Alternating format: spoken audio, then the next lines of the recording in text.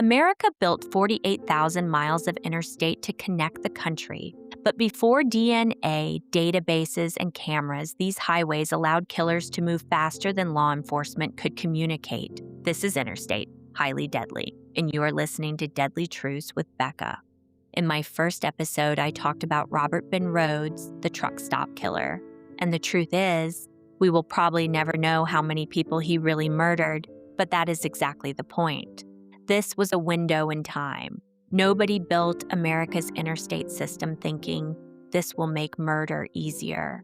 Nobody looked at thousands of miles of open road and thought, what a perfect way to kill somebody, disappear and dump the body 3 states away. Most people would never think that way, but we are not talking about most people. Where ordinary people saw progress, speed, and connection, predators saw opportunity. For decades, the highways were sold to Americans as symbols of freedom. They were how you visited family for Thanksgiving, how you loaded up the kids and drove to the Grand Canyon in the summer, how food and freight moved across the country, how America stayed connected. But for a brief and terrifying stretch of time, those same roads also created the perfect hunting ground for killers who could move faster than law enforcement could communicate. And the country did not fully confront that reality until 2004, when the FBI formally launched what became the Highway Serial Killings Initiative. By then, the pattern was already there. Bodies had been showing up near interstates for years. Jane Doe, John Doe, women and men were discarded on embankments, in ditches, off frontage roads, behind truck stops, and along exit ramps, like their lives meant nothing. The highways gave killers exactly what they needed: anonymity, mobility, and distance. A man like Ted Bundy could kill in one state and keep moving. A man like the Grim Sleeper could pick up vulnerable women, murder them, and disappear back into the noise of a city or onto another route. The I-70 shooter could pull off the interstate, shoot a clerk in the head, and vanish back onto the road. Some were caught, many were not. Robert Ben Rhodes was not superhuman. He was perfectly matched to his era. A trucking job, an anonymous highway system, and weak communication between jurisdictions gave him room to hunt. In today's world, that room is a lot smaller, which is why I wanted to cover him in the first episode. The most disturbing cases are not the ones where we know there was one monster. They are the ones where the evidence suggests there may have been many. The Redhead Murders are not one clean case. They are a scatter of bodies, women mostly found near highways, mostly with reddish or auburn hair, spread across several states and years. The label itself came later. What investigators had in real time was something uglier and less organized, a pattern they could feel before they could prove it. By 1985, police from multiple states had formed a task force because too many women with similar appearances were being found dumped along major roads in the South and lower Midwest for it to feel random. Even then, authorities were never sure whether they were chasing one killer, several killers, or a whole era of predators using the same highway system. What connected these cases was not just hair color. It was geography, vulnerability, and disposal. Bodies turned up near interstates and truck routes. Several victims appeared to be living unstable lives, estranged from family, hitchhiking, or moving through truck stop corridors. That matters because it explains both why they were vulnerable and why they stayed unidentified so long. These were the exact kinds of women who could disappear into the seams of America in the early 1980s and not be immediately matched to a missing person report hundreds of miles away. One of the clearest known victims was Tina Marie McKinney Farmer, found on January 1st, 1985, down an embankment off southbound Interstate 75 in Campbell County, Tennessee. She had been bound and strangled. For years, she was just another Jane Doe. Then in 2018, she was identified through fingerprints after an analyst tracked down an old fingerprint card from Indiana. In 2019, DNA evidence led investigators to Jerry Leon Johns, a trucker who had already been convicted after attacking another red-haired woman in Tennessee in a strikingly similar way, binding her, strangling her, and dumping her along Interstate 40. A grand jury concluded Johns would have been indicted for Farmer's murder if he had still been alive. That is where the story gets both stronger and messier. Tina Farmer gives investigators one hard anchor. At least one victim in this cluster was killed by a real mobile offender tied to Tennessee highways. But one solved killing does not solve the whole pattern. It only proves that the pattern was not imagined. Another victim was Michelle Lavone Inman of Nashville. Her skeletal remains were found in March 1985 near Interstate 24 in Cheatham County, Tennessee. For decades, she was another nameless woman on the edge of the road. In 2023, forensic genetic genealogy identified her. That gave her back her name, her age, and her city. What it did not give investigators was her killer. Investigators are still asking for information about who she was with before her death. That is the central tragedy of these cases now. DNA is reviving the victims faster than it is solving the murders. Then there is Tracy Sue Walker, a 15-year-old from Lafayette, Indiana. Her partial skeletal remains were found in April 1985 in the Big Wheel Gap area of Campbell County, Tennessee, not far from where Tina Farmer was found. For years, she was known only as Baby Girl. She was eventually identified in 2022 after earlier attempts failed because the remains were too degraded. Investigators still do not know exactly how she died or how she ended up there. Tracy complicates the neat version of the Redhead murders because she was younger than the other commonly cited victims and because the cause of death was never firmly established. She fits the geography, but not the clean stereotype. In Mississippi, another long unnamed victim finally came back into focus as Lori Ann Mueller Pennell. Her body was found in January 1985 off Highway 78 in Olive Branch, just east of the Coldwater River Bridge. She had light red to blonde hair. Investigators ruled the case a homicide. In 2024, advanced testing identified her nearly 40 years later. The follow-up investigation showed she had last been seen at a West Memphis truck stop in 1982. That detail matters. It drops her directly into the same truck stop and highway ecosystem that keeps surfacing in these cases. But again, identity did not produce a killer. Earlier victims show the same pattern. Lisa Nichols, a 28-year-old West Virginia woman with strawberry blonde hair, was found strangled along Interstate 40 near West Memphis, Arkansas in September 1984. She was identified within months, but her case still sits inside the larger unanswered pattern. Another victim, Regina Pilgrim, was found in April 1985 in Knox County, Kentucky, stuffed inside a white refrigerator left by the roadside. She was identified decades later. Her case is often grouped with the Redhead Murders because of timing, appearance, and disposal. But even there, the fit is imperfect. The method and staging were more theatrical, almost personalized. And that is the real problem with the Redhead Murders as a theory. The similarities are obvious enough to be haunting, but the differences are too big to ignore. Some women were strangled. Some causes of death were unknown. Some were clothed. Others were partially clothed or nude. Some were pregnant. Ages ranged from a teenager like Tracy Walker to adult women in their 20s and possibly older. The highway corridors overlap, but the body disposal methods do not always match. Even in 1985, when states asked the FBI for help, investigators were dealing with inconsistencies in clothing, sexual assault evidence, and circumstances.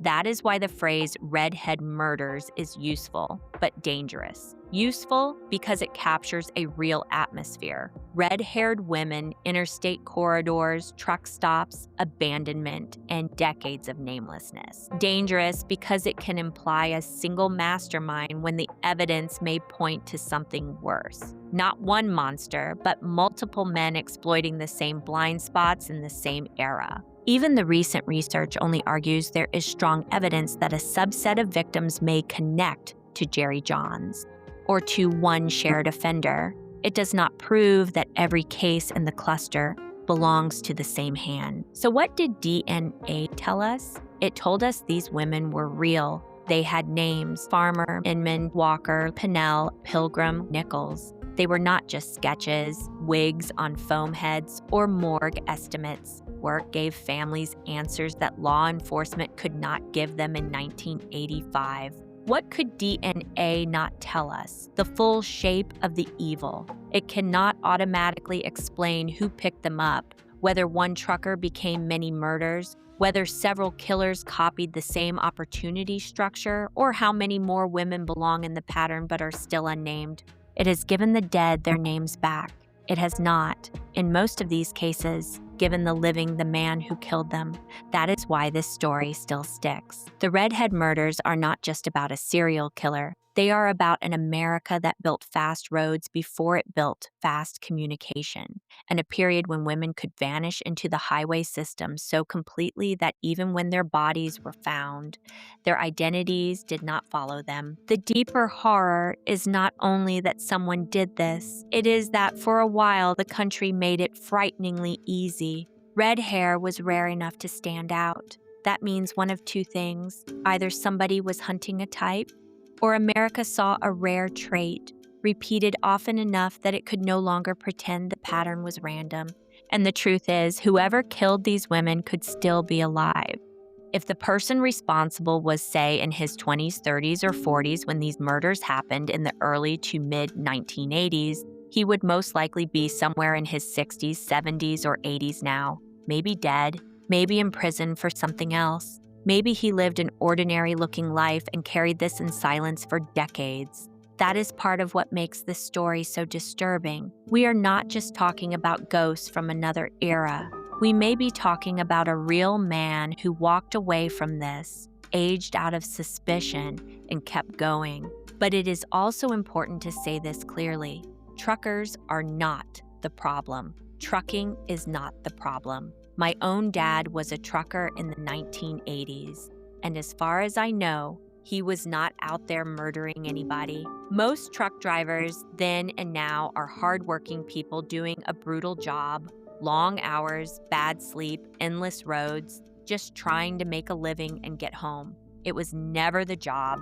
It was the opportunity. The interstate system gave certain predators exactly what they needed: movement, anonymity, distance, and vulnerable people crossing their path.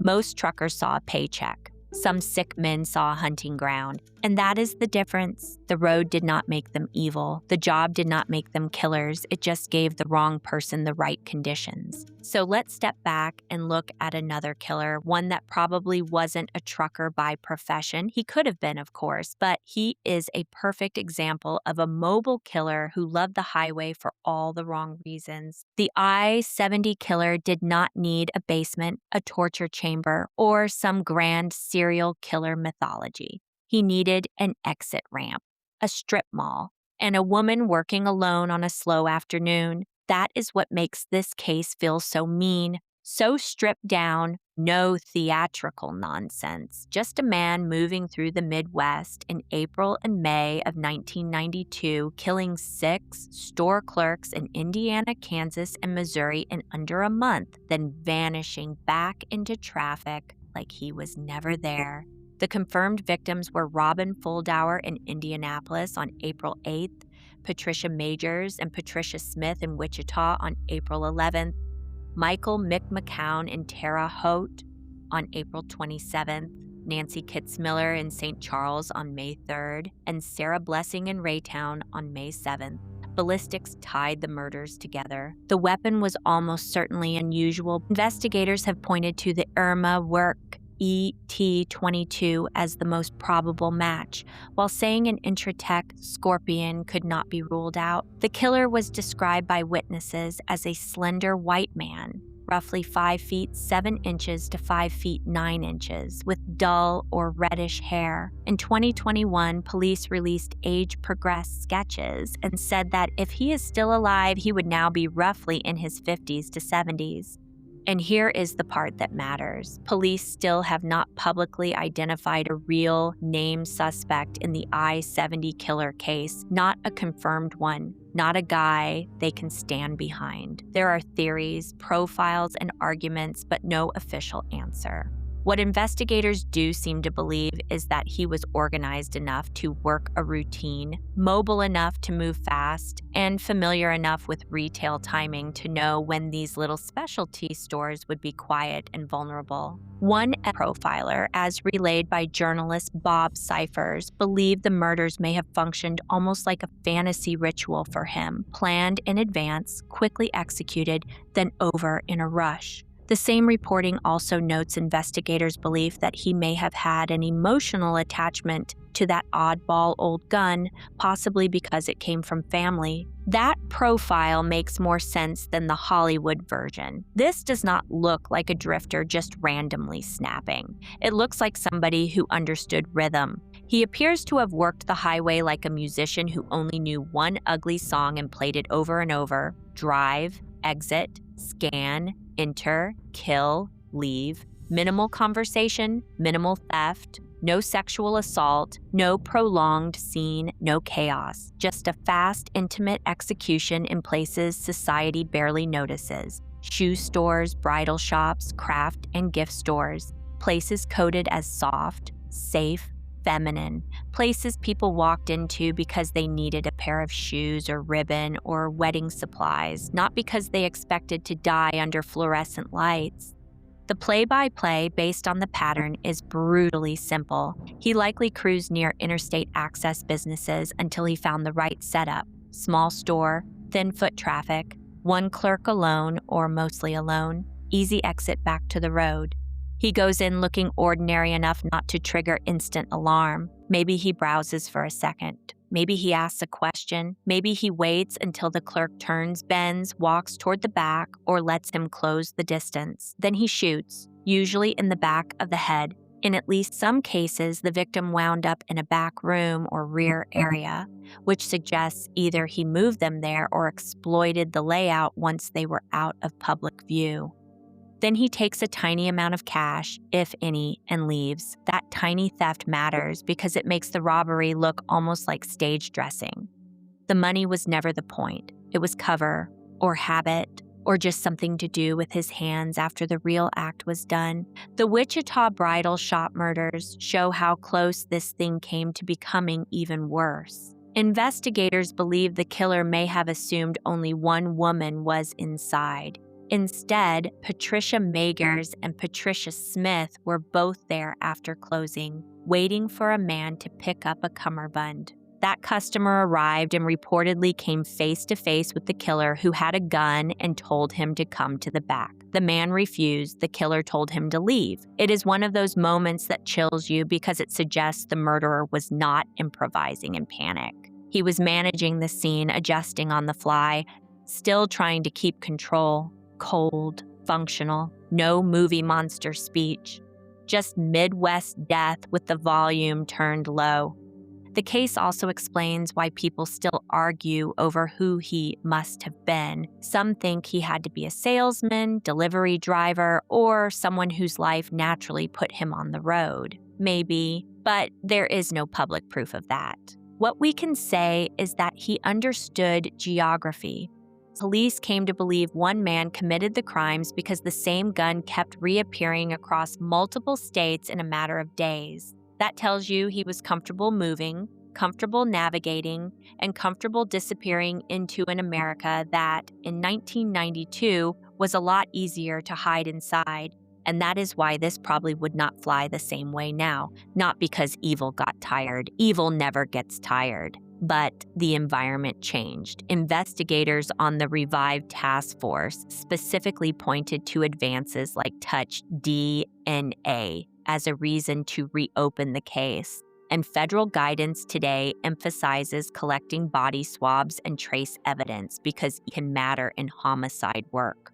On top of that, modern investigations operate in a world of better surveillance, more store cameras, digital payment trails, cell phone location data, and automated plate reader systems that can capture and compare vehicle plates in seconds. In 1992, a man could move store to store and state to state with a lot less electronic friction. Today, he would still be dangerous, but he would be shedding data every mile.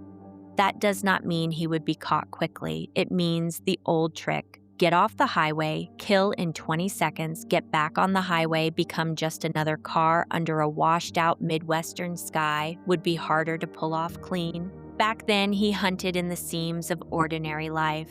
That is the horror of it. Not Gothic castles, not foggy cemeteries, a bridal shop, a shoe store, a gift shop off the interstate while everybody else was buying gas, smoking in the car, and heading home. And somewhere out there, unless he is dead, is the man who figured out that in 1992 America, anonymity was not just a condition, it was a weapon. Maybe the real story was never just red hair, and it was never just I-70.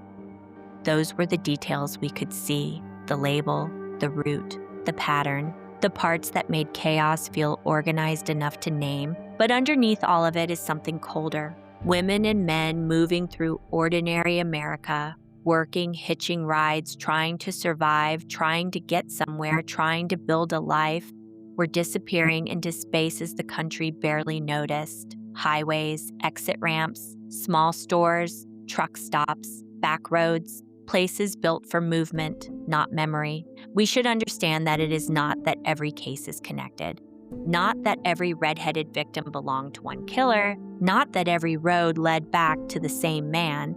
It is that the American road itself created opportunity. For the people they hunted, it became a place where vulnerability could be mistaken for invisibility. A woman alone, a clerk alone, a transient woman, a woman no one reported missing fast enough, a woman reduced to hair color, socks, a job title, a body off the shoulder.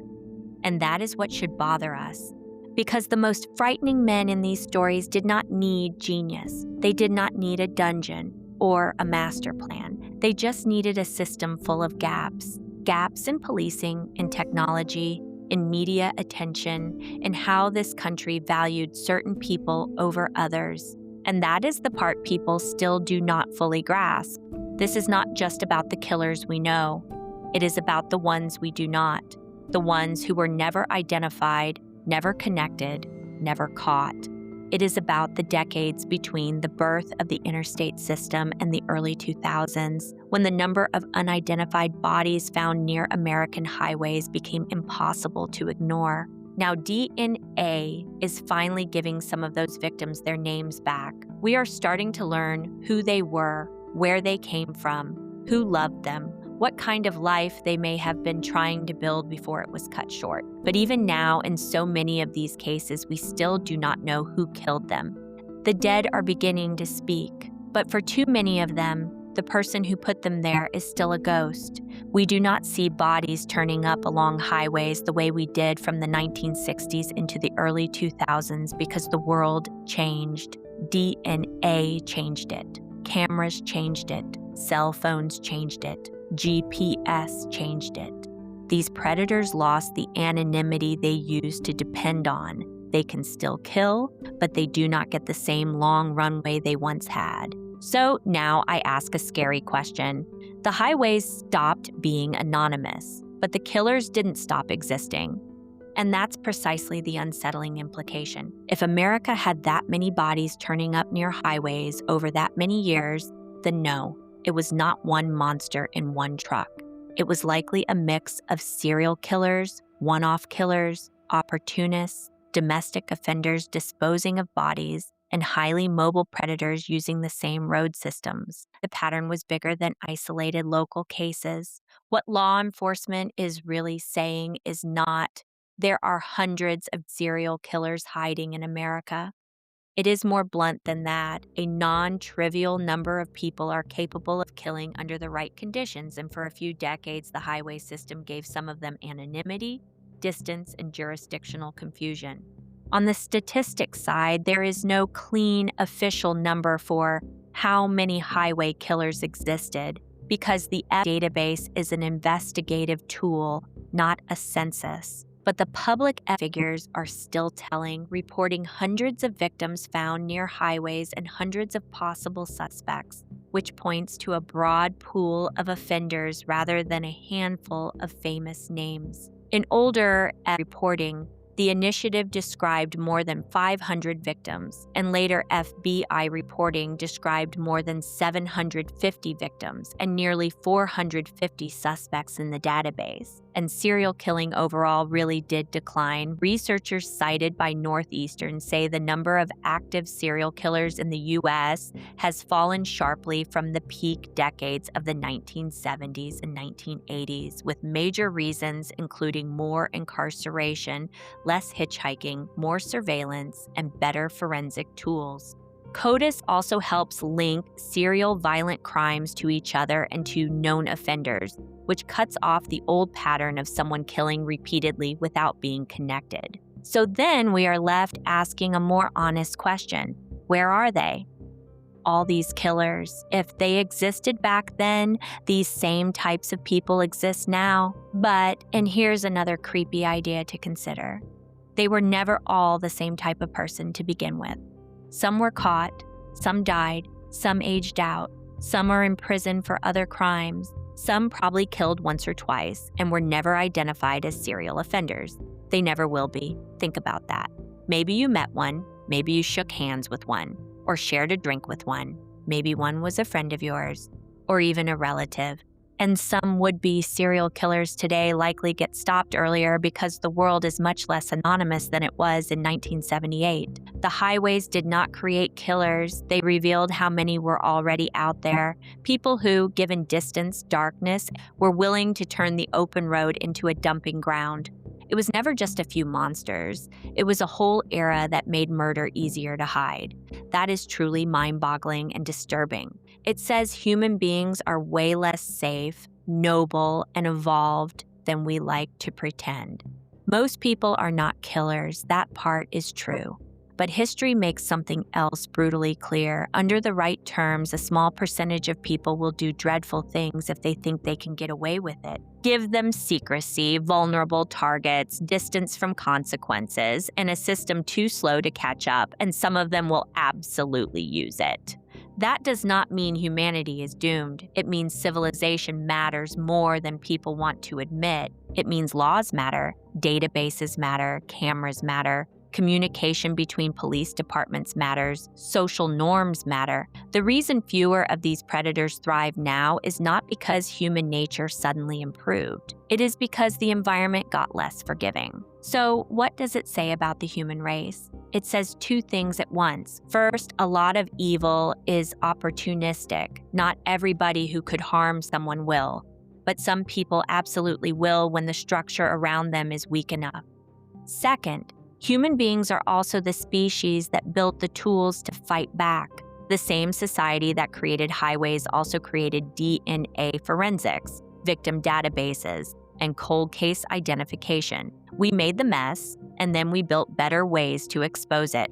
Progress does not erase human darkness. It just changes the battlefield. That is undoubtedly the deepest point I wish to make with this series. The highways did not create monsters. They exposed how quickly some people will weaponize convenience, freedom, and modern life against the weak. What it says about the human race is that progress helps good people live better lives and gives bad people new ways to hunt. When you do research on murderers, you start to question a lot about humanity as a whole. We have language, memory, symbolism, morality, law, ritual, art, religion, shame, imagination, and also the ability to plan evil 3 states ahead. That is what makes humans unsettling. Still, We are not just instinct. A wolf kills because it is a wolf. A human can kill for rage, greed, humiliation, fantasy, ideology, revenge, pleasure, convenience, or because they think nobody will stop them. A human can also choose not to. That is the difference.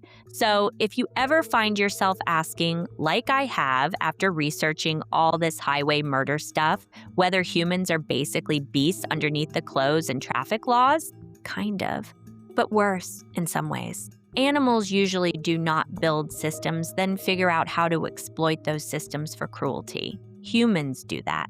We create civilization, then some of us immediately look for the blind spots. So whether we are talking about the Redhead Murders or the I-70 killer, the deeper truth is the same. The road did not make these people monsters, but it gave them range, and the culture around those roads gave them cover. That is why these cases still haunt people, because beneath the mystery, beneath the sketches and Jane Doe and ballistic reports, is America built millions of miles, designed to move people forward. And some people learned how to use that same system to make others disappear. Thanks for listening, everyone.